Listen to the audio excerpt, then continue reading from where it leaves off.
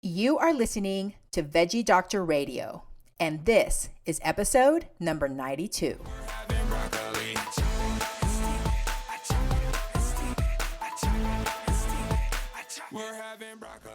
Hey, I'm your host, Dr. Yami. I'm a board-certified pediatrician, certified health and wellness coach, author, and speaker. I'm also a passionate promoter of the power of diet and lifestyle in preventing and reversing chronic disease and bringing joy and longevity into our lives. This podcast is focused on plant-based nutrition, habit formation, motivation, and mindset so that you can have the tools to live the best life possible. Are you ready to get started? Let's do this. We're having broccoli.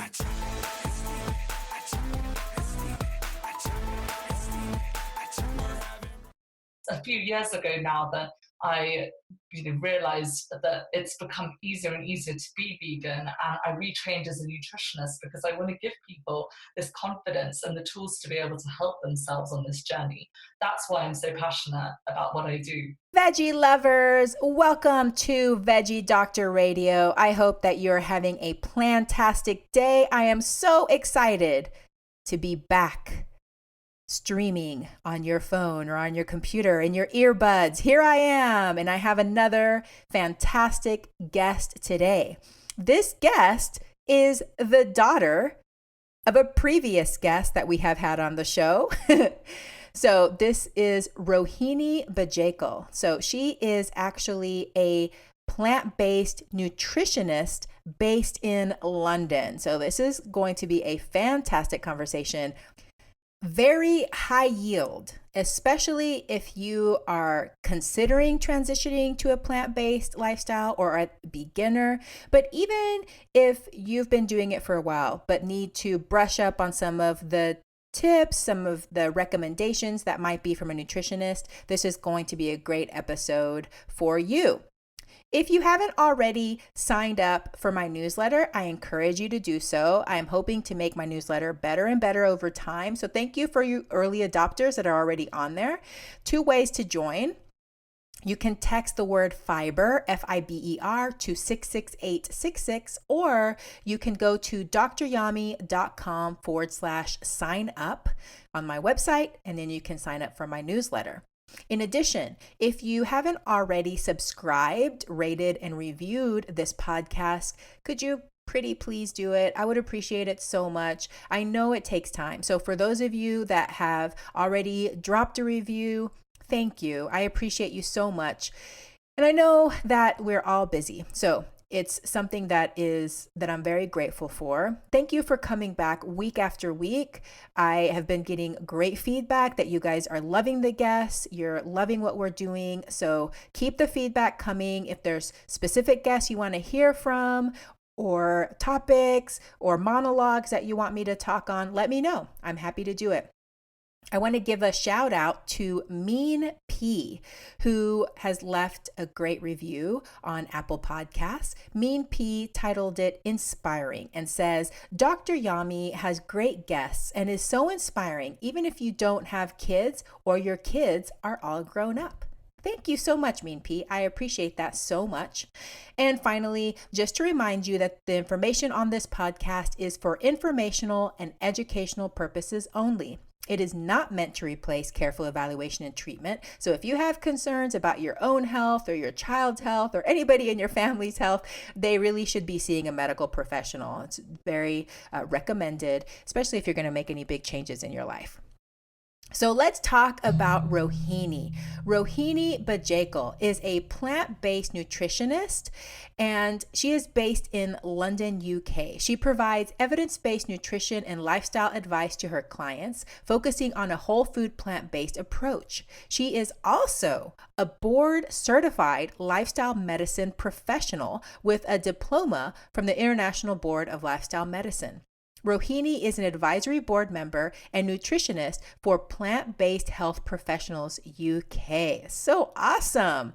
You can find out more about Rohini and her work at www.rohinibajekal.com. And that is spelled Rohini BAJEKAL.com. Or you can also find her on Instagram for daily tips and recipes. So, Rohini and I had a great high yield conversation about what are the biggest obstacles that people encounter when they're transitioning to a plant-based diet. How do you start? What are some of the downfalls that people have whenever they transition that cause them to maybe turn the ship back around and drop out of plant-based eating? We talk about transition foods and processed foods and traveling, lots of travel tips to make it easier for you to stay plant-based and stick to your values when you're traveling.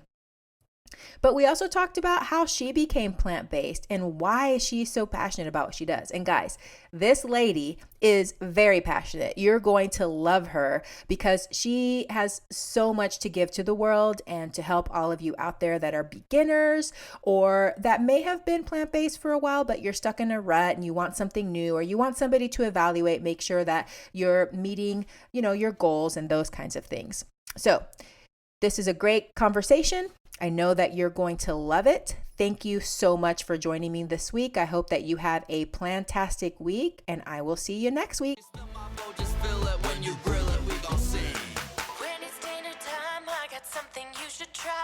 Okay, I lied. Real quick, there's one more thing I have to tell you. Next month, for the entire month of April, I am doing a sustainability and climate change series. I'm going to have some really fun, different, and interesting guests. I'm also going to have one of the plant-based giants, Dr. John McDougall, on to talk about climate change and our diet. It's going to be so great. I'm super excited about this series. I'm going to have special bonus episodes and link my social media posts to this topic because Earth Day is April the 22nd. So please tune in and listen to those episodes and let me know what you think. I hope that you'll have as much fun listening to them as I did making them. And it's going to be very practical, and we're going to have some really practical tips that you can start to implement some changes in your life right away, or even some just really interesting things for you to contemplate and think about. So thank you so much for joining me today, but please definitely think about tuning in for all the episodes next month because it's going to be really great. Okay, so now for real, on to this episode.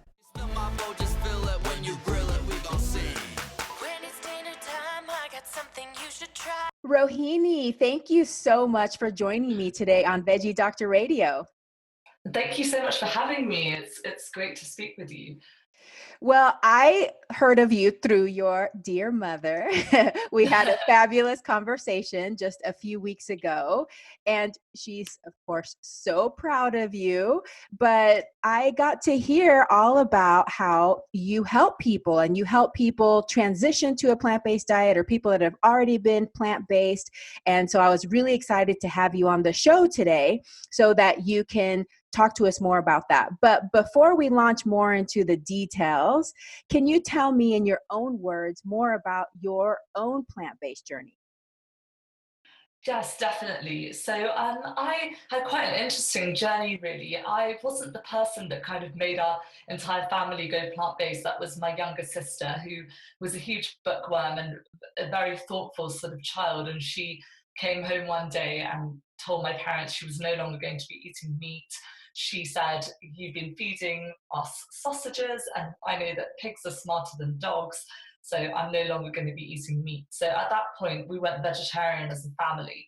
And a few years later, she sort of discovered the link between dairy and the meat industry and things, and the sort of cruelty that's involved with that. So she became vegan, and so did my mother. And I took another sort of 6 to 8 months to transition after that. I was about 13 years old, and I was really found it very difficult to give up fish. That was the last thing I gave up, and it was because I was weaned on fish as a baby in South India, where I was born. I was born in India, but I sort of had it as one of my first foods, and I found it very difficult to give that up. But eventually I did go vegan, and then I was vegan for about 8, 9 years until my last year at university, when I just was so socially isolated. didn't have a single vegan friend, was sick of being served tangerines for dessert. And eventually I started outside of the home to start eating some dairy and some animal products again, which is something I sorely regret now, but I also think it's the reason why I'm such a passionate plant-based nutritionist now, because I want to help people make the transition in a way that's lifelong. And it's sort of a few years ago that I realized that I absolutely was not living in a way that was in line with my values. And I transitioned to a more whole foods, plant-based way of eating. So I am an ethical vegan, but I also follow a mostly whole foods, plant-based diet as much as possible. And I think that this way of eating has allowed me to thrive and feel really good as a vegan. It's something I can see myself doing for the rest of my life. But yeah, so at university, I was definitely more of a junk food vegan. I loved my toffee nut soya lattes from Starbucks and bourbon biscuits, which are sort of like the UK version of Oreos, and lots of chips and alcohol and all the sort of horrible student foods that people had. So that definitely did make me feel my best. So what happened whenever you started letting in some of the animal products? Did you feel any effects on your body, or was it more just because it was not aligned with your values that you started kind of regretting that you were doing that? Yeah, so when I explain to some people, they kind of get quite shocked and they go, "But you're so vegan. How did this happen?" And I say, when we first went vegan as a family, we were pretty much the only vegans in the village. This was a completely different era. All you would get is a chalky carton of soy milk in the store. And I studied at Oxford University, and I was really excited when I got in there, thinking all these intelligent people, they're going to be thinking about their food choices and all these things. But I was horribly dismayed. My first day was greyhound racing and a hog roast where you have a giant pig on a stick, and I just thought, oh my gosh, this is so not me. So it was a constant battle there, and I didn't even have a single friend who was a vegetarian, let alone a vegan. I was asked at every single mealtime what a vegan was. That people asked me, "Do you rummage in bins to look for food?" And I said, "No, that's a freegan, I think." So it was a real battle, and when you're quite young, and I wasn't necessarily the most confident kind of young adult, I definitely struggled with it. And I wasn't eating the healthiest vegan diet. I'd grown up eating amazingly healthy because my mom is a fabulous cook and she'd made sure that we had the most incredible food. But as soon as I moved away from home, I had all the same challenges that a lot of students do, where they're sort of having late nights, pulling all-nighters on essays, plus drinking alcohol and all the other things. So I really didn't know that being vegan was a healthy way to live. I had no idea about the health benefits. I was purely doing it for ethical and compassion reasons of compassion. So that was sort of the reason that I slipped. And I think I always sort of felt this sort of guilt for a lot of my 20s where I didn't really feel like it was right. I knew I'd seen all these sorts of slaughterhouse videos and other things, but it was just so hard. I didn't know where to start when I was eating out or going to people's houses. I didn't know how to have a social life and be vegan. And it was sort of a few years ago now that I realized that it's become easier and easier to be vegan. And I retrained as a nutritionist because I want to give people this confidence and the tools to be able to help themselves on this journey. That's why I'm so passionate about what I do. Wow, I love that. And I love how you connect it back to the drive you have within yourself because you understand firsthand the obstacles. You understand what it feels like to not have anybody else around you that might do the same thing as you, that might be able to support you. And so, with that, you have a lot of empathy for your clients. And that's just so important whenever we're helping people and we're coaching people. So, that being said, what do you think are the most common reasons that people have when they want to transition or they're curious about a plant-based diet? When they come to you, what are the reasons for wanting to do it? I think that's a great question, and I think it's really different for each person. But I think there's three main reasons, and those are the ethical, environmental, and health reasons. And I think that sometimes they converge for someone like me. But I think social media and the internet has made it so much easier to access information, and people are discovering and learning about the benefits of a whole foods plant-based diet. There are people who might want to go vegan overnight because they've seen something like Dominion or Earthlings or just a video on the internet. But for most people, it takes time. This transition does take time, and it's a journey for a lot of people. So a lot of people come to it from the health angle, and then they discover the ethical side later on, perhaps. There are some people who are choosing to live this way for reasons of compassion, but they also want to know how they can be healthy, and then they make the very good decision to consult a nutritionist such as myself. And then there are people, especially young people, who are getting more and more aware of the catastrophic impact of animal agriculture. And I think my university, Oxford University, issued a report which said the single biggest way that we can lower our impact on planet Earth is by eliminating meat and dairy from our diet. So I do know a lot of clients who say that this is a driving factor in their decision to adopt this new lifestyle. Mm-hmm. So really those three main reasons that we hear over and over again. But like you said, each person has their individual journey. And I feel like I started out more for curiosity and health reasons. It almost came from an athletic sort of angle. And then that's when I discovered everything else that my mind was like completely just blown open. So it was just really hard for me to even think about going back. So people are curious, they want to try it. What do you think are the biggest obstacles that they encounter, or the most common excuses or fears that you hear from your clients? I think that this depends person to person. There are obviously the common nutritional myths, such as where do you get your protein? It's an age-old question, but it never fails. It comes up in every single Q&A I ever do, or every single panel or event I do. And then, the questions about how can we get enough iron or calcium, zinc, omega-3s. All of these big nutrition questions are things that come up time and time again. And then there are the questions of how can I, adjust with my social life? How will I travel as a vegan? And all of these sorts of questions come up, the more kind of lifestyle adjustments that people have questions over. But I think these are we see the same questions again and again, and there's so many great evidence-based resources on the internet that you can go away and sort of educate yourself if you're transitioning to this lifestyle. And I think it's become easier than ever for people to make the change. There are so many more products available in the supermarket. There's so much more awareness.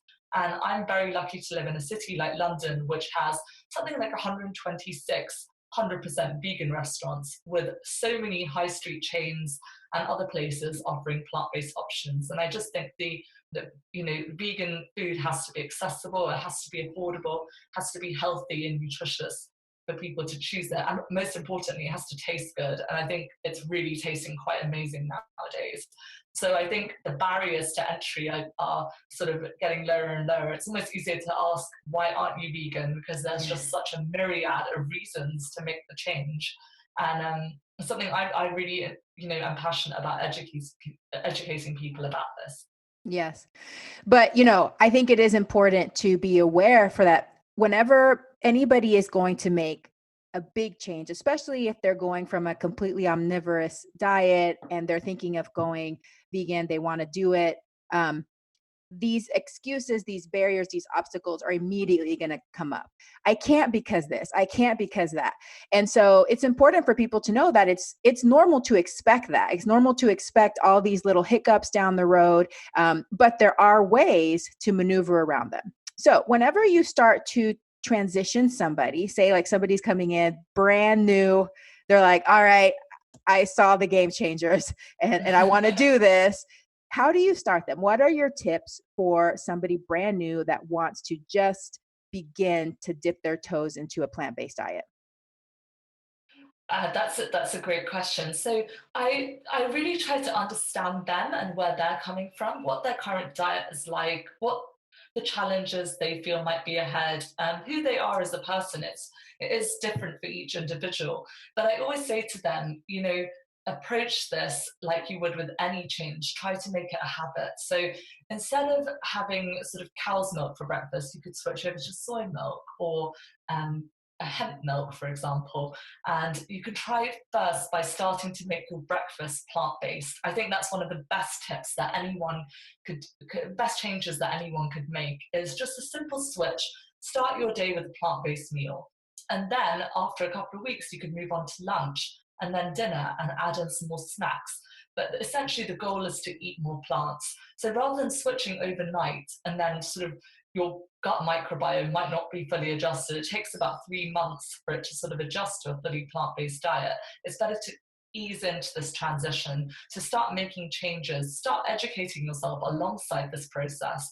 So looking at sort of evidence-based resources online, obviously speaking to someone like me, and basically empowering yourself with knowledge of what you're going to eat.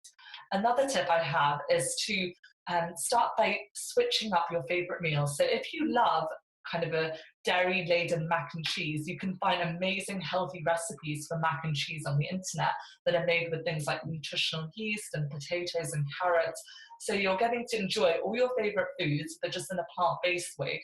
And that can be a really good way for people to figure out what on earth should I eat. So that's sort of how I start. And I get them to introduce legumes quite slowly rather than sort of diving in with like a few bowls of dal. I tell them to add in a tablespoon of lentils to their salad or to their soup or stir fry, and then start building that up slowly. So eventually they can be like me and I'm able to enjoy several servings of legumes every single day with no gastrointestinal issues whatsoever. And we know that legumes are incredible for longevity and for as an all-round health promoting food. So we should really be including more legumes in our diet. Awesome. I love it. I love your tip on just starting your first meal of the day as a plant-based meal, because we know just from habit change that whenever you do it first thing, you start your day with your new habit, it gives you the self-efficacy to keep going. So it's probably something that will even give you that confidence that, hey, maybe I can do this. And also, I love how patient you are with beans, because I'm a bean pusher. I probably push people too much. Because I just think beans are just so incredible, just like you said, so health promoting, associated with longevity. But some people really aren't adapted to them and they haven't eaten a lot of beans. And they feel like, especially if they go in too quickly, that they just don't tolerate beans, right? So that's what can happen if you go too quickly. But if you go slowly, just like Rohini is saying, then your bacteria in your gut have more time to adapt so that you don't get overly gassy and bloated and all those things. So it does pay to start low and go slow. Have patience like Rohini, Completely. not like Dr. Yami. I think if you're coming from sort of like an Indian background, for example, we're used to having a lot of beans and legumes in our diet. We have things like chole, which are chickpeas, Indian chana masala. People might have had that before, or kidney bean curries, or say if you're used to sort of Mexican food, you might be used to eating more legumes. But for sort of the person coming from that standard British or American diet, they're not going to be really having many legumes in their diet, so they need to take it slow. But we've been eating legumes for years somewhere like India, and when we look at the blue zones, which are the places in the world with the longest living, healthiest people who are living well into their hundreds and thriving, and they're getting 95% of their calories from whole plant foods, and the cornerstone of that diet are beans, whether it's in Sardinia, where it's sort of pasta and beans, or it's in Costa Rica, where it's rice and beans. We know that beans are a fantastic food, full of fiber, full of plant protein. They're just so cheap and so affordable. They're great for the soil as well. So if you're into the environment, what an amazing thing to add to your diet. I think you can't really go wrong. There's so many varieties. And I think it's good to introduce slowly. There are people who say, feeling gassy and bloated is the issue, but we know that doesn't really affect people on a vegan diet. We know it's because the gut isn't really used to this level of fiber, with only 1 in 10 British adults getting the RDA for fiber in this country, which is only about 30 grams. It's quite shocking, really, how deficient we are in fiber. And I think beans are a great place to start for everyone. Excellent. Love it. I also like how you talked about taking your meals that you already love, already your routine, and making them plant-based. So let's talk about, since you recommended starting with breakfast, let's talk about breakfast. Give me some ideas of what people can eat for breakfast on a plant-based diet, just to give people an idea of how many different things there are available. I love breakfast. Like if I had to choose one meal, it has to be breakfast. And I think there's so much you can do with plant-based foods at breakfast. If you're a big egg lover, it's such a great idea to switch over to a tofu scramble. You can make like a Mexican tofu scramble with cilantro or coriander is what we call it in the UK.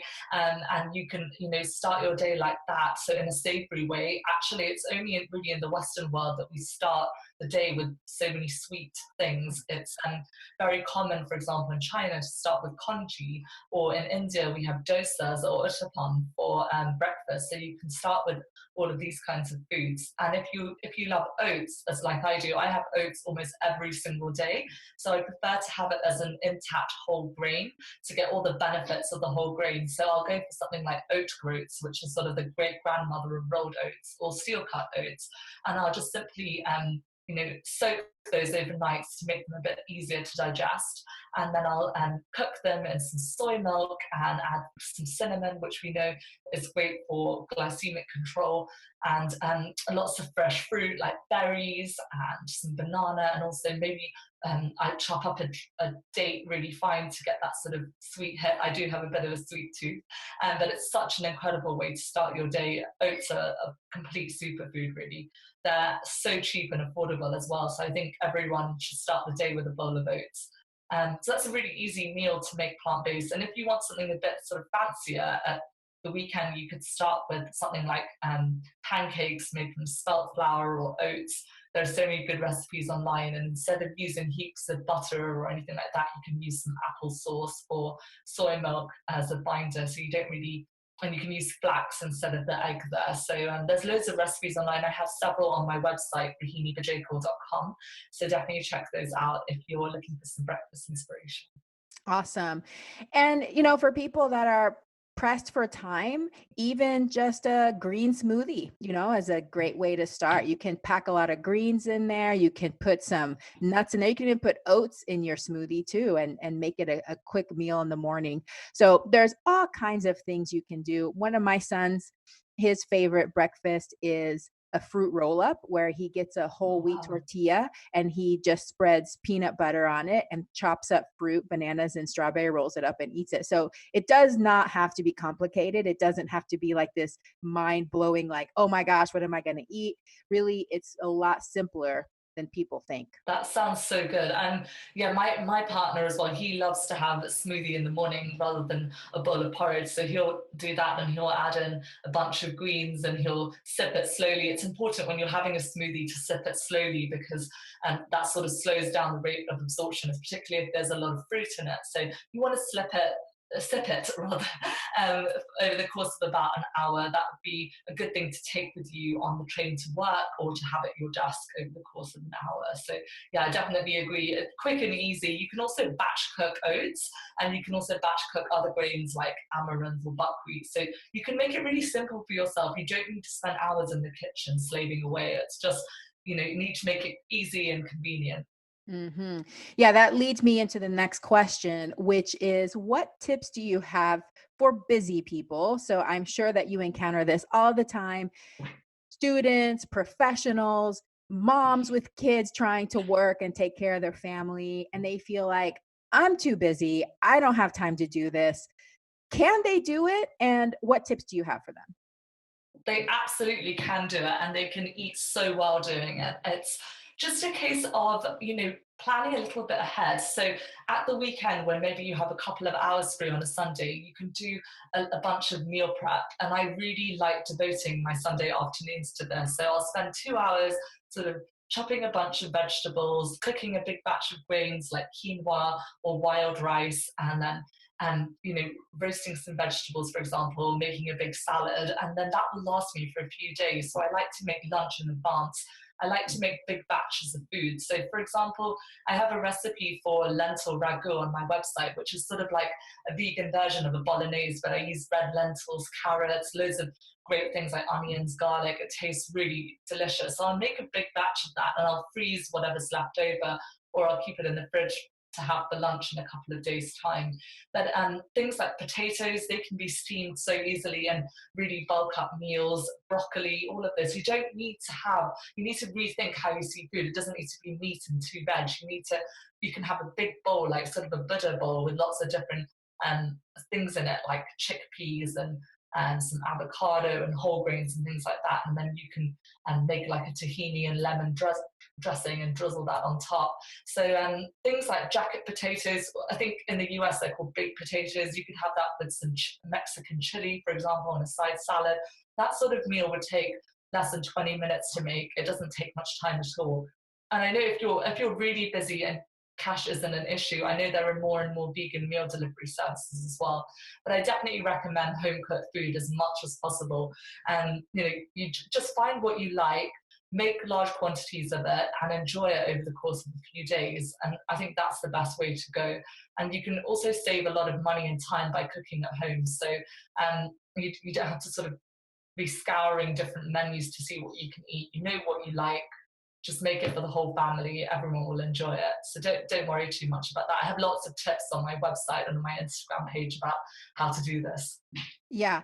And I think too, like you said, I think things are becoming easier and easier, more convenient. And I tell people all the time, don't hesitate to use convenience foods to your advantage.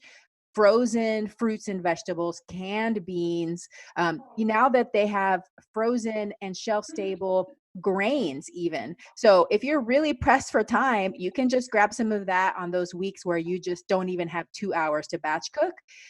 But I think batch cooking, once you get into the habit, you realize it's not as time consuming as it seems, and it makes your week so much easier, especially when you make use of your appliances. Here in the United States, we have the Instant Pot, which is a programmable pressure cooker. Do you guys? I know, I need to get one of those. I see so many instant pot vegan recipes online, and I'm just thinking I need to get on this trend. It looks incredible. But you're so right about all the kind of frozen and convenience foods. Obviously, some are better than others, but frozen food is often demonized, but often it's packed right at the point at which it's sort of picked, so it can be quite fresh.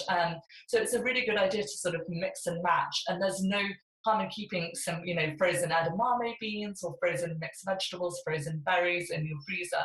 Such a great way to have quick, convenient, and healthy food, especially if you're coming back from work, travel, or a long day. It just saves you kind of calling your local Chinese takeout place and having something really nutritious and yummy.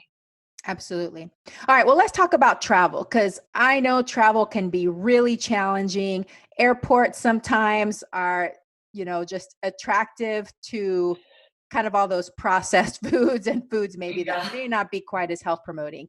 So, what should we do when we travel? What tips do you have for making our travel a little bit more health promoting? Yeah, I think this is one that lots of people struggle with. So obviously, if you're doing sort of road travel, you can pack your own snacks, and you definitely should. I'd recommend packing some, some sturdy sort of veggie wraps in a whole wheat tortilla, some hummus with crudités, some nuts and dried fruit. All of this stuff will provide you with sustenance on a long road trip. When it comes to air travel, it's a little bit tricky. I've had one too many hummus containers whisked away from me at Heathrow security. But obviously, definitely, have a look to see what restaurants are available in the airport and see if they have any vegan options. But try to pack some fresh fruit, some seeds or nuts in your bag, some sort of homemade energy balls or bars. That would be a good way to kind of tide yourself over until you reach your destination. But it can be challenging in certain airports. Usually, if there's sort of a Mexican place, you could get a bean burrito or something like that. Or if there's an Asian place, you could get sort of a stir fry and things like that, and ask them to add in extra vegetables. I like to use a lot of different travel apps when I am traveling. So I'll use things like Happy Cow, which is fantastic. It's free on Android and there's a small charge on the iPhone, but it's so worth it. It's also free to use as a website.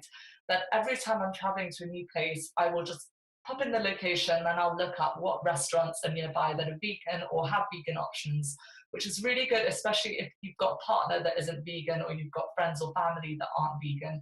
And they also list health food stores. So say you're somewhere like Portugal, you could find out the local equivalent of a health food store there and go and pick up some soy milk and things like that, so that okay, if the restaurant has nothing to eat, you can come back and make yourself a bowl of porridge. Ta-da. And there's also a Billion Veg, which donates to animal sanctuaries whenever you review a meal. And that's a fantastic option because you can search by plant-based meals. So say you're in Thailand and you're looking for a vegan pad thai, you can just plug it into the app and it will come up with the best one near your location. So that's a billion veg, and that's a really great free app that you can use as well. Another great tip for traveling is to look up Airbnbs or self-catering options, because it can really help to have at least one home cooked meal. Obviously, you're on holiday, so you don't want to spend ages in the kitchen sort of beavering away, but it's a great idea to at least have breakfast at home or one of your meals at home. You might fancy something like a salad and a simple spaghetti or something like that. So those are my tips really for travel. You don't need to make it difficult for yourself, just packing lots of hearty snacks is the key. Yeah, absolutely. And my family and I, we do that too. So when we travel, we look for either like a condo or an apartment or a hotel that we have a fridge and a microwave available, because breakfast and lunch are so easy. Like for breakfast, it's usually something like oatmeal, or my husband or my kids might want just whole wheat peanut butter and jelly sandwiches with fruit, simple stuff. Yeah, And then exactly. we can actually make ourselves sandwiches. If we're not going to be back at the hotel for lunch, we can just pack sandwiches and fruit, like good veggie sandwiches with hummus and guacamole and sliced vegetables, or peanut butter and jelly and fruit. I mean, it works. And it saves money too, which So is true. nice, especially when you're traveling to really expensive cities where you want to have a nice dinner out. You can So kind of true. save on that breakfast and lunch. So those are great, great tips. And people don't need to stress too much if they're not getting sort of all their nutrients in on a holiday. It is a holiday after all. As long Mhm. as that's not, your everyday eating, it's fine. That you're on holiday, you need to relax and enjoy it. And there are a lot of benefits to going on holiday besides just what you're eating. So don't let it get in the way of your social life and eating out with friends and family. Have a quiet word with the restaurant in advance, drop them a line, or just take the waiter aside when you're going on your way to the bathroom and just say, hey, so I'm following a vegan diet. I was wondering if you could change this on the menu and bring me a couple of the sides instead. It doesn't need to be a big deal. You can Mhm. make it work for yourself. Yeah. And Happy Cow is amazing. I've used it all over the world, So and it has really, I've found some amazing restaurants. Like I remember being in Paris and we found this Ethiopian restaurant that was just so great. And so it really does work. I mean, I love that app. It's very helpful for whenever you're traveling. So great tips. Okay. So speaking of not being perfect, let's talk about transition foods and processed foods. What are your thoughts on these? I think it's something that's a really hot topic at the moment with sort of the advent of the Beyond Burger and foods like that. And I have my feelings are is that we need to distinguish between ultra processed foods and sort of minimally processed foods. There are lots of minimally processed foods in the plant-based diet, such as tofu or soy milk and things like that, that are totally fine to include. And the ultra processed foods like crisps and foods containing trans fats should really be eliminated if possible. And then the other transition foods that are things like the Beyond Burger, the Impossible Burger, and there are lots of other options. We have hundreds in the UK. I think that these play an important role in the diet for a lot of people who are transitioning. And that being said, it's because people who are used to the standard British or American diet might find it quite difficult to suddenly switch over to a completely whole foods plant-based diet. And this can help people make that transition. And I don't think they should be demonized. I think that it's a helpful stepping stone. And it can also be a great tool for young vegans. If you've got a child, for example, who's a vegan and they're going to a birthday party, it can be helpful for them to eat a sort of a vegan a vegan meat alternative burger rather than having a salad when everyone else is having a cheeseburger. It's an important tool to help us sort of fit in and normalize veganism. So I think that these foods aren't necessarily health foods. They should generally be minimized in the diet, but particularly for people who are sort of long-term vegans, such as myself, I really don't have a craving for them. I might very occasionally, try a few bites of the Beyond Burger if someone's having it, or treat myself to a donut just because I fancy the taste. But it's not something I really crave. I generally actually prefer my home cooked food a lot more. And you'll find that your taste buds change as you go on this journey. But for a lot of people, this has made veganism so much more affordable and accessible. And for that, I think that these companies should be applauded. We need all types to make this movement a success. I agree. Yeah, those are some great thoughts. I feel like they definitely have a place and I'm glad that they exist. And either way, it's going to help. It's going to help the earth, it's going to help the animals, and it's going to help some people consider transitioning. They're like, "Hey, maybe it's not as So bad as I true. thought it was going to be." Like I just thought everything was going to taste like cardboard. I think that's what a lot of people think, So I think they definitely have their place. But I absolutely agree that once you've been eating a predominantly whole food plant-based diet for a while, those foods just don't taste as good. They're not quite as appealing. So they're great for every once in a while, but you just don't crave them. However, I will say that I'm up for a vegan donut every once in a while. That would be what I'd go for a vegan donut over an Impossible Burger any day. Same. So So would I. No, and it's great fun to try it. I never had all these foods available to me as a vegan teenager, and I would have probably jumped for joy if I'd seen a vegan cupcake or run as fast as Usain Bolt to get there. But it is great fun, and I think it's I got married last summer, and I had a huge donut stand with Crosstown Donuts, which is a great brand in the UK, and I had 5 vegan wedding cakes. I went a bit over the top with the food, but about 6 of my close friends transitioned to a completely vegan diet following the wedding. And at the wedding, the only other vegans that were there were really my parents. So I just see that as a huge, bonus. I didn't put the word vegan anywhere. I just let the food speak for itself to show people you don't need to use animal products to have delicious, tasty, yummy food. And a lot of it was whole foods plant based. We had a lot of Indian food and Thai food, for example. So it's just showing people that it's really yummy. It's a lifestyle that's all about abundance. It's not about deprivation. And I think that people really, we need to move past that language of what you can't have and focus on what you can have. There are 20,000 edible plant species in the world. I think that's the rough estimate. So there are so many options for all of us, and we really need to be focusing on all the incredible food that's going to come into your life, not on what you're going to be taking out. And I think that too much of the language around the vegan diet is all about what is being restricted. Whereas Mhm. I just don't see it as a restricted diet. I think I've been introduced to so many more cuisines and foods and flavors, and I'm just about 10 times more passionate about food than I ever have been. Oh, yes, yes, yes. I agree so much with that. That's so beautifully said. I eat a much greater variety of food now than before I was vegan. And I have learned about all these grains that I never ate before, all these different types of beans, even different types of vegetables that I had never even touched before. So it's really opened up my world to all of these different nutrients that had never been in my body before. So it really is amazing. I agree with you 100% that it's all about abundance and not deprivation. So, when people have difficulty transitioning, what do you think are some of the main reasons that people might be unsuccessful at staying plant based or that they eventually abandon this way of eating? I think it's still difficult when you're living in a non-vegan world, and I think lack of social support is a big problem for many people who are transitioning to this way of eating. And that's why one of my top tips to give people is actually nothing to do with food at all. It's that they need to find their tribe, they need to find a community. So whether you're plant-based for health or environmental reasons, or you're vegan for ethical reasons, there are so many ways in which you can find a community no matter where you are in the world.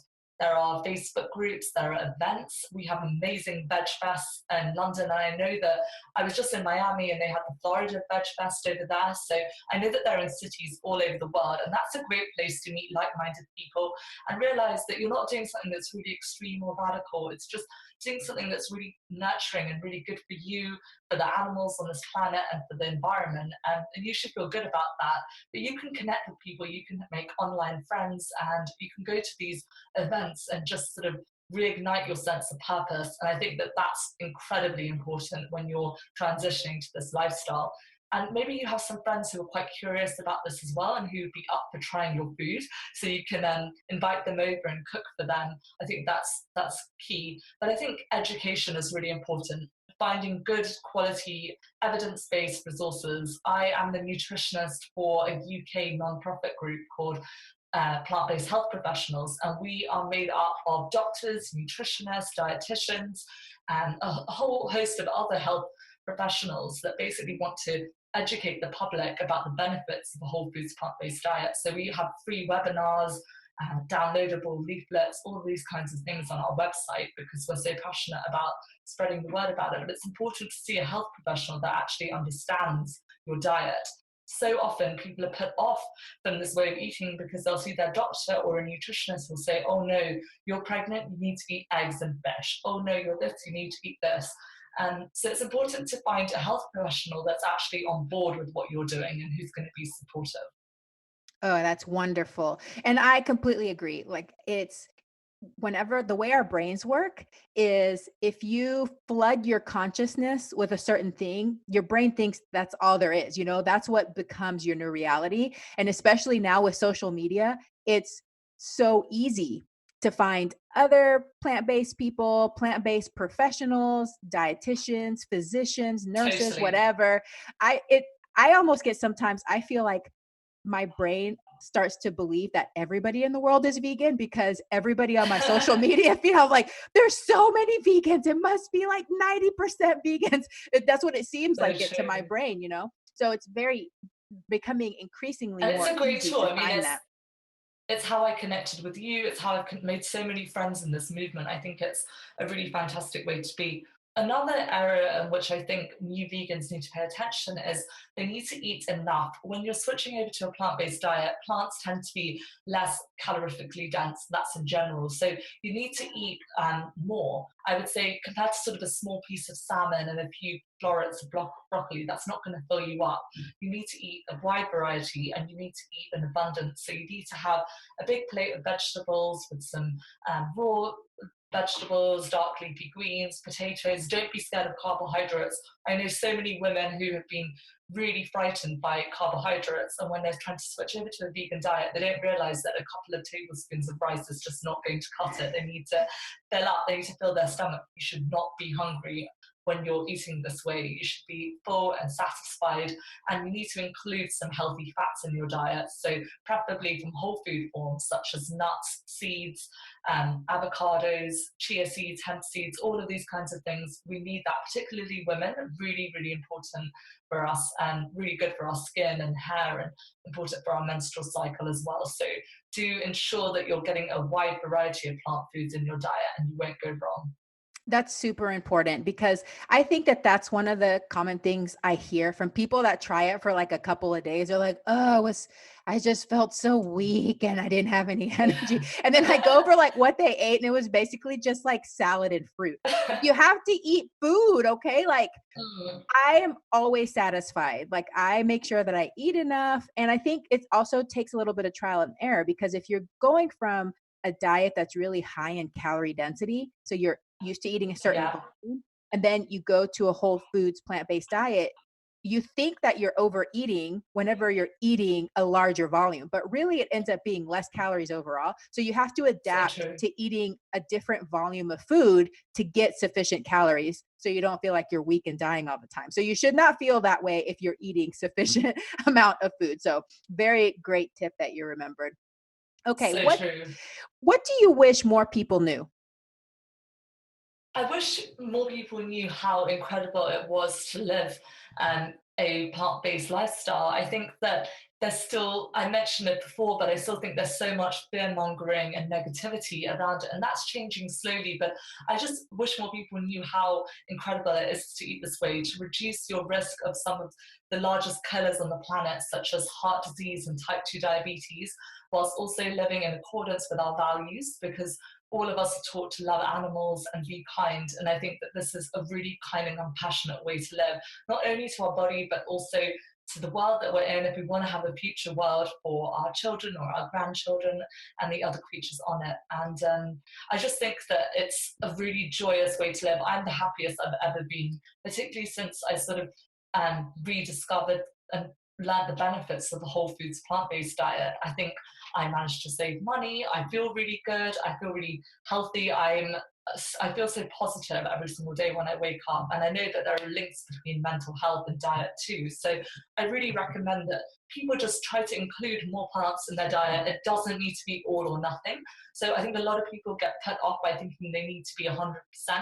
But, eventually, hopefully you can get there, but it really is about just eating more plants and doing what's best for you. So working at your own pace. For some people, that might be an overnight switch, just like that. For other people, it might take several months or several weeks, but they shouldn't sort of be so self-critical or put so much pressure on themselves. I think perfection is the enemy of progress, and Mm-hmm. we need to really support people who are making this transition rather than alienate them or make them feel like they're not good enough. Beautiful. Oh, I love that so much. And you're right. There are studies that show that eating more whole plant foods is actually linked to decreased rates of depression and anxiety. Some of it may have to do with our gut microbiome, but there's probably other reasons too. So I don't, it's like always sounds cliche because I feel like a lot of people that transition to a plant-based diet, like I had so much energy and I'm so much happier. And we all sound like these like crazy hippies, but honestly, it's just true, and there's studies to show it. So something to think about, people.